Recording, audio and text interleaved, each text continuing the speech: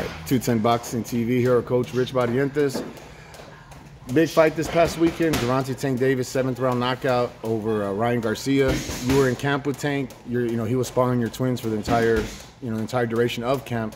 So you're up there up close, firsthand. Talk about the stoppage this weekend and what are your thoughts on the fight? I thought it was a good fight. It didn't disappoint. Being so close to, like you said, us sparring Gervonta in camp with the twins, I was able to see firsthand like what they were working on, and what they were working on were, like I said before in my previous interview, was all the right things. Making him miss, making him commit, using his feet. I said it was going to come down to his fast feet, and that's pretty much what it was. It kept him out of trouble, kept him in position to land the big counters. So overall, the fight, it was pretty much went the way I thought it was going to go. Like I said before, they worked on all the right things, and it showed in the fight. I think on Ryan's side, he got a little bit over anxious. I think he thought his power was gonna, do it for him. He thought he was gonna land the left hook. And Tank prepared himself for it and was able to counter when it counted. In camp, was that the main concern? Like, hey, just this guy's not gonna land the left hook. We gotta make him the right hand his main weapon. Well, you know what? I think they Tank kind of thought he was gonna be a lot faster than he was. Everybody looks fast when they're hitting a bag when it doesn't hit back. Everybody looks crazy fast hitting the cobra bag, hitting the mitts. Everybody looks fast. But when you're in there in front of somebody and you're trying to throw them same fast punches, sometimes they're not as fast as they don't leave you as fast as you want, because that there's something coming back at you.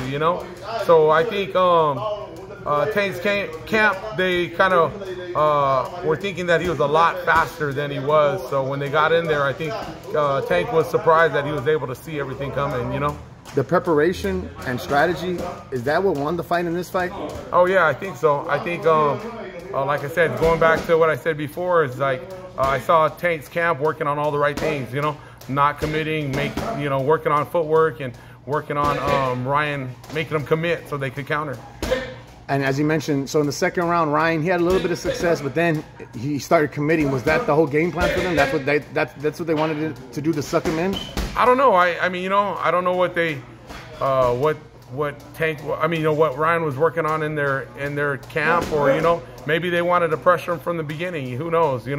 But obviously, I don't think they thought Tank hit as hard as he did. So. I don't think Ryan was hurt in that second round when he got knocked down. It was more like a flash knockdown. If you look at him when he hit the ground, his eyes were wide open. He got back up, It was a shock of the power. First time getting hit by a guy like that. Yeah, that's the hardest thing he ever been hit. I think he was surprised with how fast it came. He's just super explosive. After that, right, Ryan kind of backed off a little bit, and then Tank started taking the rounds by boxing.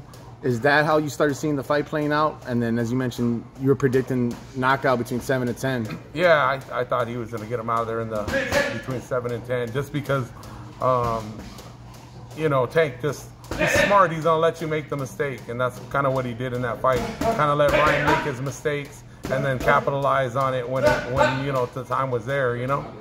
The strategy, right, as we talked about, and that's what it is. They're like, yo, this guy Ryan, we know he's gonna make the mistakes, and then we are gonna capitalize on him. Well, you know what? I'm just speaking on what I saw. Yeah. I wasn't involved in the planning of his strategy or anything. But from what I saw him, the way he was sparring my twins, and my twins are actually taller and longer than Ryan was. So getting ready for this camp, I don't think they could have had anybody better. Their feet are fast. They were able to, when Tank made mistakes, they were able to make him pay for his mistakes. So.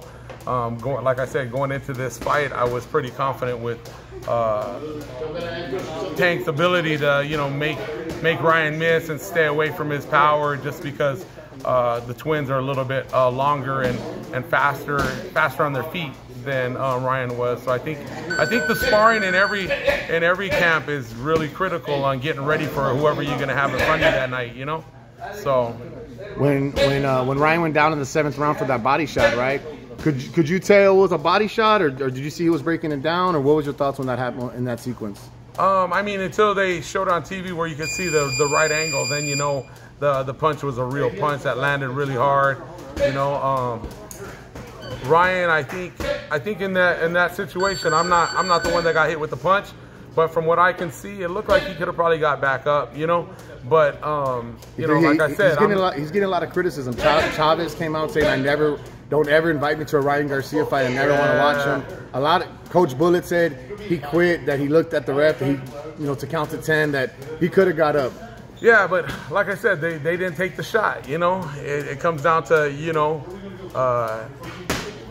it was a tough call. Like, I mean, you know, do I think he could have got up? Yeah, maybe he could have got up, but maybe he wouldn't have been able to defend himself the way he wanted to for the last, minute or so of that round. You know, I know Tank was right in his face, waiting for him to get up. So maybe, he looked up, and it's kind of like you can't make that call unless you're in his shoes, Do you think Tank being such a big puncher, right?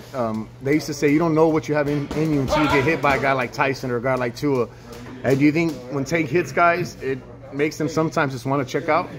Yeah, I think, if like in any situation, unless you've been there before, you don't know how you're going to respond to it. And I think a lot of people, when they get hit by him, he does have that kind of power to, like, where either you're gonna, and then it's in the fighter too, Some people get hit and they wanna come back harder. They want to get it back. Other guys get hit and they're like, man, I don't want to get hit like that again. You know what I mean?